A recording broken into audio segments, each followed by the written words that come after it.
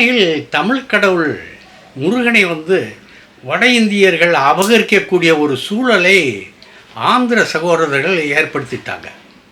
அது ரொம்ப வருத்தமாக இருக்குது. தமிழ் கடவுள் முருகன்கிறது நமக்கே உரிய கடவுள். அவர் முருகன் என்பவர் இங்கே தமிழ்நாட்டில் பிறந்தவருங்கிறது எல்லாருக்குமே தெரியும். அதாவது அதனுடைய ஒரிஜினல் கதையை அண்ணன் அறிவுமதி அவர்கள் ஒரு இது எழுதியிருக்கார்.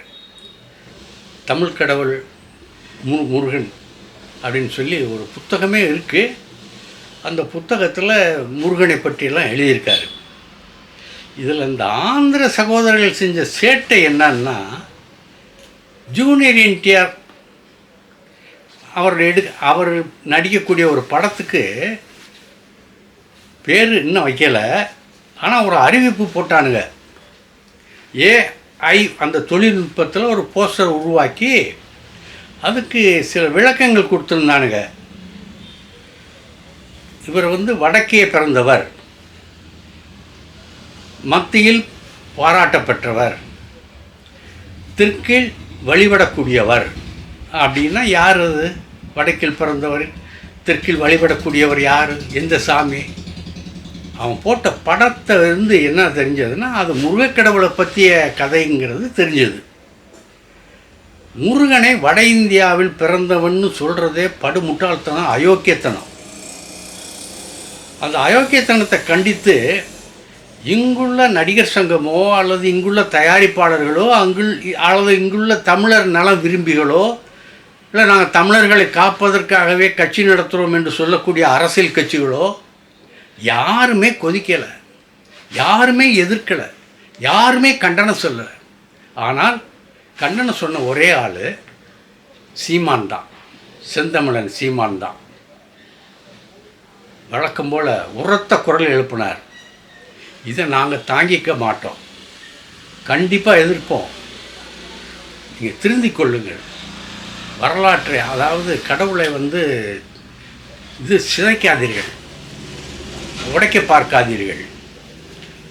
காலங்காலமாக நாங்கள் வழிபட்டு வர்றோம். எங்கேயா இருக்குது அறுபடை வீடுகள்? தமிழகத்தில் தானேயா இருக்குது அப்படின்னு ஒரு குரல் கொடுத்த ஒரு சூழ்நிலையில் திடீர்னு 2 நாளைக்கு முன்னால் ஒரு ஏஐ நுட்பத்தில் ஒரு போஸ்டர் வந்தது.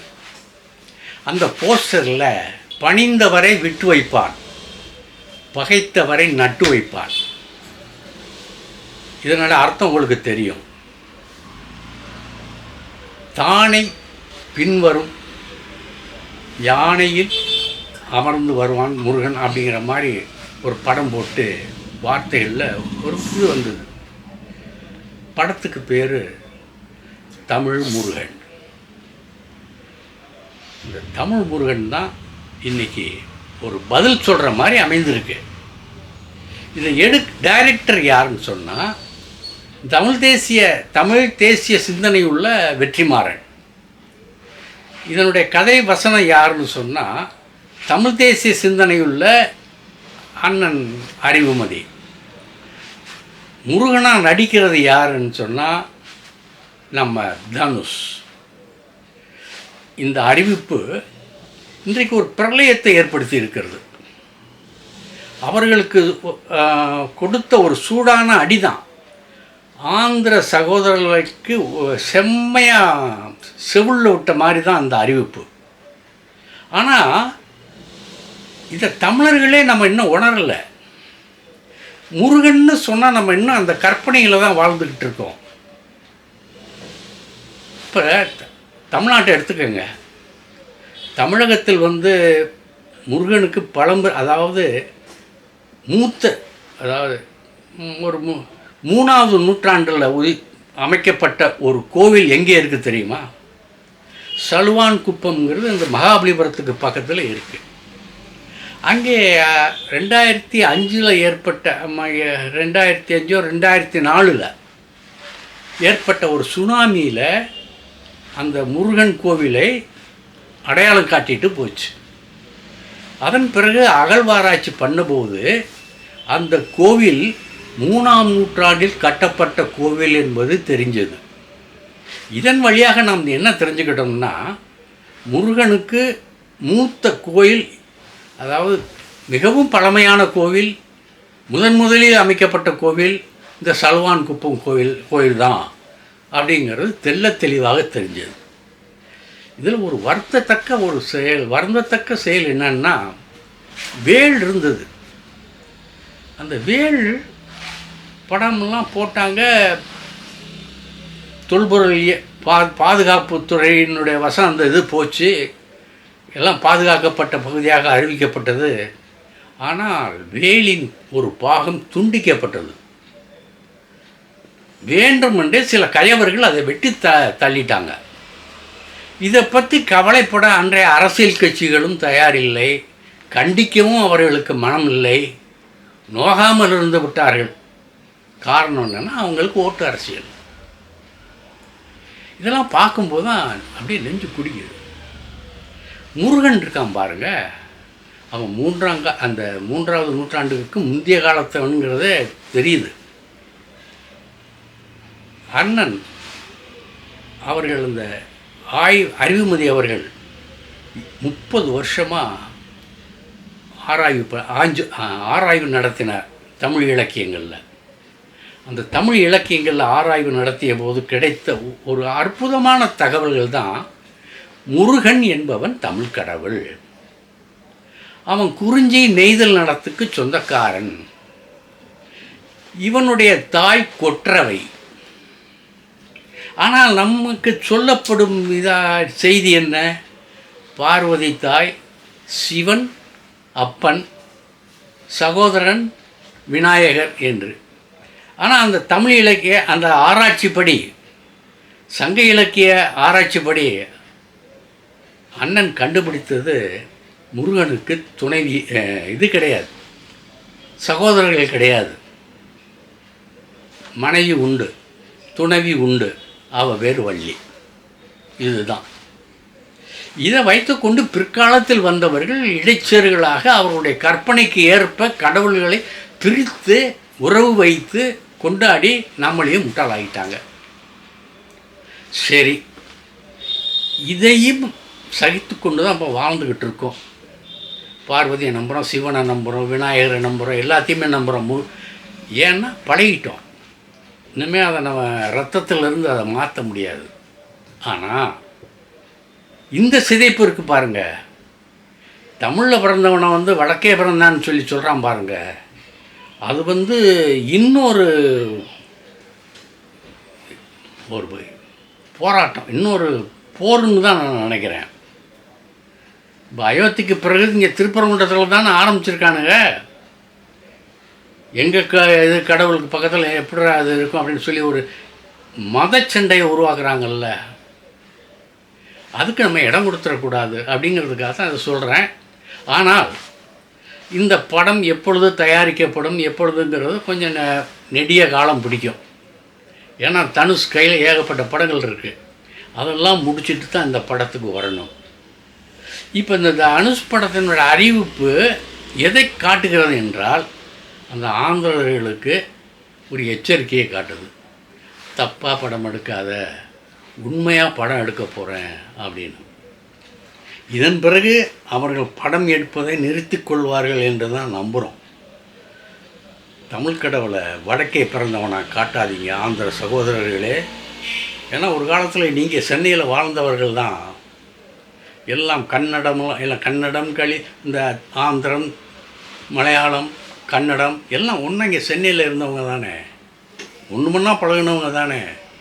நீங்கள் எங்கள் கடவுளை நீங்கள் வடக்கே பிறந்தவராக காட்டுறது அது மரபு, எங்கள் இலக்கிய மரபையை உடைக்கிற மாதிரி. அதுக்கு நாங்கள் இடம் கொடுக்க மாட்டோம் அப்படின்னு சொல்லிட்டு, அடுத்து ஒரு செய்தி. உலகநாயகன் கமல்ஹாசனை பற்றி ஏன் செய்தி இல்லை அப்படின்னு கேட்குறீங்க. உலகநாயகன் கமல்ஹாசன் இப்போ இங்கே இல்லை, இந்தியாவில் இல்லை. அவர் யுஎஸில் இருக்கார். எல்லாம் இந்த அடுத்த படத்துக்கான வேலைகளின் ஏற்பாடுகள் தான், அந்த தொழில்நுட்ப ஏற்பாடுகள் தான். ஏஐ அப்புறம் இந்த இன்னும் பலவிதமான உத்திகள்லாம் அதில் வருது. அதற்கான ஏற்பாடுகளை கற்றுக்கொள்வதற்கும் செயல்படுத்துவதற்கும் தான் அங்கே அமெரிக்கா போயிருக்காரு. அவர் இன்னும் ஒரு 3 நாளில் வந்துடலாம் அல்லது 2 நாளில் வந்துடலாம். வந்தார்னா பார்லிமெண்ட் செஷன் தொடங்குது, அதில் கலந்துக்கிறணும். ஏன்னா அரசியலில் இருக்கார் இல்லையா, அதில் கலந்துக்கிறோம். அதுக்கப்புறம் தான் நம்ம அன்பறிவு படத்தில் அவர் டேட் கொடுத்து அங்கே ஆக்ட் பண்ண போகணும். அது இந்த மாதம் நடக்கணும்னு எதிர்பார்க்குறோம். ஜூலையில் நடக்கும், தொடங்கும், ஆகஸ்டில் முழுமையாக நடக்கும் அப்படிங்கிற ஒரு எதிர்பார்ப்பு இருக்குது. ஆகவே தான் அண்மைக்காலமாக அந்த ஒரு 2 நாளுக்கு 3 நாட்களாக நம்ம கலைஞானி கமல்ஹாசனை பற்றிய செய்திகள் எதுவுமே நான் சொல்லலை. சரி, அடுத்து நம்ம உலகநாயகன் பற்றிய ஒரு செய்தி இப்போ தான் பார்த்தேன் நான். கிறிஸ்டோபர் நோலன்னு சொல்லி ஒரு ஆஸ்கார் டைரக்டர், ஆஸ்கார் விருதுகள் வாங்கக்கூடிய டைரக்டரு, அவர் சென்னையில் வந்திருந்த போது நம்ம உலகநாயகன் கமல்ஹாசனை சந்தித்து பேசினார். அப்போ 2 பேரும் பல விதங்களை பேசிக்கிட்டு இருக்கும்போது அந்த கிறிஸ்டோபர் நோலனுடைய டங்கர்க்குன்னு சொல்லி ஒரு படம், அந்த படத்தை நான் பார்க்கலை. அதை நான் இதில் தான் பார்த்தேன், டிஜிட்டல் வடிவில் தான் நான் பார்த்தேன், ஸ்க்ரீனில் பார்க்கல, அதுக்காக என்னை மன்னிச்சுக்கோங்க அப்படின்னு சொல்லி கிறிஸ்டோபர் நோலன்கிட்ட மன்னிப்பு கேட்குறாரு நம்ம டைரக்டர் கமல் சார். அதோட அதுக்கு பதிலாக ஹேராம்ங்கிற ஒரு டிஜிட்டல் வடிவத்தை அவருக்கு அனுப்புகிறார், அந்த படத்தை அனுப்புகிறாரு. அப்போ தான் தெரியுது அவர் பாபநாசம் படத்தையே கிறிஸ்டோபர் நோலன் அதுக்கு முன்னாலே பார்த்துட்டாருங்கிறது அப்போ தான் தெரியுது. ஆக கற்றாரே காமுருவர்னு சொல்லுவாங்கள்ல, அதாவது ஒரு திறமசாலியை இன்னொரு திறமசாலியால் தான் அடையாளம் காண முடியும். அதை விட்டு இந்த சில சில்லறைகள் இருக்காங்க பார்த்தீங்களா, தொடர்ந்து இப்போ மறுபடியும் ஏச ஆரம்பிச்சிட்டாங்க, கேலி செய்ய ஆரம்பிச்சிட்டாங்க.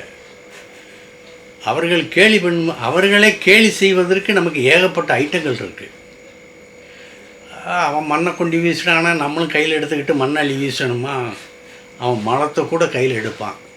அதுக்கு நம்மளும் அந்த மாதிரி செய்ய முடியுமா? அதனால் அமைதியாக இருப்போம் அப்படின்னு சொல்லி ரம்யா கிருஷ்ணன் இருக்காங்கல்ல, அவங்க முதலமைச்சராக, ஆந்திர பிரதேசத்தினுடைய முதலமைச்சராக நடிக்க தேர்ந்தெடுக்கப்பட்டிருக்கிறார். அந்த படத்தின் படப்பிடிப்பு விரைவிலேயே நடைபெறும் அப்படிங்கிற ஒரு தகவல் வந்திருக்கு. இந்த தகவலை ஒட்டி இங்கே ஒரு நல்ல செய்தி நமக்கு வந்துச்சுன்னா நல்லா தான் இருக்கும். ஒரு நடிகையினுடைய நெடுநாள் ஆசை அது. இருவரும் அதை பற்றி பேசியிருப்பாங்க, இப்போ கூட பேசிகிட்டு இருக்கலாம். அவர் கூப்பிட்டு நீ உட்கார், இந்த சீட்டில் உட்காருன்னு சொன்னால் அந்த அம்மா உட்கார போகுது. அந்த செய்தி கூட நமக்கு விரைவில் கிடைக்கலாம் அப்படிங்கிற ஒரு நம்பிக்கை நமக்கு இருக்குது. இந்த துரந்தர்னு சொல்லி ஒரு படம் வந்தது பார்த்தீங்களா, இந்தியாவிலே மிகப்பெரிய சாதனையை பண்ணுச்சு, உலக அளவில் பெரிய சாதனையை பண்ணுச்சு. 3100 கோடியை வசூல் பண்ணுச்சு அந்த படம். அவ்வளோ பெரிய படத்துக்கு ஜப்பானில் என்ன ஆதரவு இருந்தது தெரியுமா உங்களுக்கு? சாதனையை அடித்து பின்னி இருக்குமே அப்படின்னு நினைக்கிறீங்களா?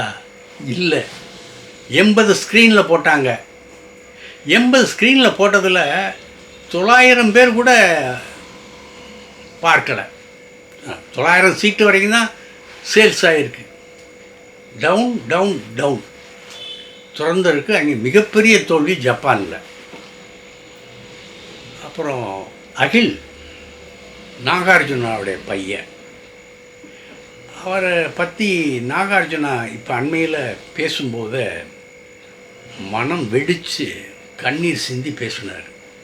என்னன்னா, என்னுடைய பையன் அகிலுக்கு ஒரு 1.5 வருஷத்துக்கு முன்னால் ஒரு மிகப்பெரிய ஒரு ஆக்சிடெண்ட் ஏற்பட்டுச்சு.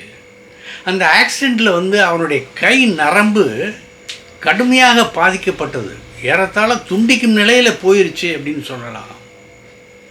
அவனுக்கு அந்த கை செயல் இழந்து போச்சு, செயல்படாமல் போச்சு.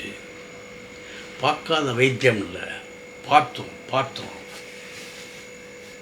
அவனும் மனசு விட்டுட்டான், நாங்களும் மனசு விட்டு, நானும் அமலாவும் கதறி எழுதுவோம். என்ன பிரயோஜனம்? ஒரு விபத்து இந்த மாதிரி கொண்டாந்துருச்சே அப்படின்னு பட்ட கவலையில் அவன் மனசளிக்காமல் 6 மாத காலம் பிசியோதெரப்பி பண்ணான்.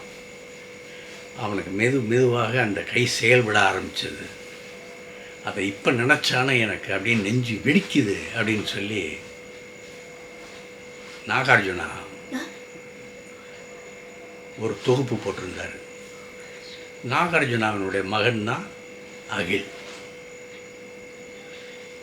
இன்னொரு செய்தியை ஒன்று சொல்ல ஆசைப்பட்றேன். ஷாருக் கான், ஆமீர் கான் 2 பேருமே மும்பையில் ஒரு மிகப்பெரிய ஜாம்பவான்கள், மிகப்பெரிய கிங் 2 பேருமே. அதில் ஒரு அப்போ அந்த நேரத்தில் வந்து ஷாருக் வந்து இல்லை ஆமீர் கான் வந்து ஒரு பிளாக் எழுதுவார். அந்த பிளாக்கில் அன்றாட நிகழ்ச்சிகளை எழுதுவார். இப்போ அந்த பழக்கம் யார்கிட்ட இருக்குன்னா அமிதாப் பச்சன்கிட்ட இருக்குது. இவர் அந்த பிளாக்கில் எழுதும்போது ஷாருக் என்கிற நாய் என் காலை நக்கியது, நான் பிஸ்கட் போட்டேன் அப்படின்னு உடனே எல்லாருமே கொதித்து எழுப்பாங்களா இல்லையா? ஒரு உடனே என்ன சொன்னார், அந்த ஷாருக்குங்கிறது என்னுடைய நாயின் பெயர் அப்படின்னு சொல்லி இது பண்ணார். இதை பற்றி நீங்கள் என்ன நினைக்கிறீங்க? உங்கள் கமெண்ட்டை கீழே பதிவு பண்ணுங்கள். நாளை சந்திக்கலாம். இந்த வீடியோ உங்களுக்கு பிடிச்சிருந்தா லைக் பண்ணுங்கள், கமெண்ட் பண்ணுங்கள், ஷேர் பண்ணுங்கள், சப்ஸ்கிரைப் பண்ணுங்கள்.